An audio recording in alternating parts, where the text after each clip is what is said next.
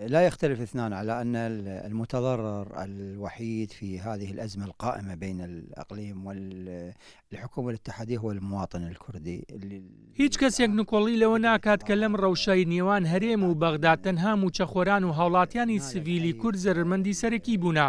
ئەوان بوونەتە زووخەڵدانی ئەم کێشە سیاسیە.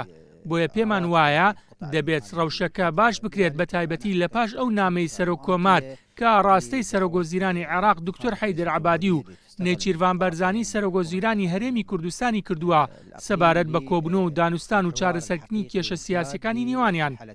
جگەلەوەش ئێمە وەکو پەرلەمانتارانی دەوڵەتی یاسا دوو پێشنیارمان هەیە کە لە پاش پشووی پەرلەمان و لە یەکەم دانیشتنی دەیخێنە ڕوو کە یەکەم پێشنیار ئەوەیە سەرجەم ئەو فەرمانبەرانەی کە ناویان هەیە و کێشیان نییە بگوازێننەوە سەر هەمیلاکی حکوومەتی فیدرالی هاوشێوەی فەرمانبەرانی پارێزگاکانی دیکە. پێشنیاری دووەمیشمان ئەوەیە تا ئەو کاتێک کێشەکان چارەسەر دەبێت لە نێوان هەولێر و بەغدا بە تایبەتی کێشەی لیستی موچەخۆران موچەی وەزارەتەکانی تەندروستی و پەروەردە و خوێندنی باڵا خەرج بکرێت. ئەمیش وەکو دەستپێشخەریەک و هەنگاوێکە بەرەو چارەسەرکردنی کێشە سیاسیەکانی نێوان بەغدا و هەولێر. الأزمات الموجودة وسأيضا نطلب من الحكومة التعجيل برواتب على أقل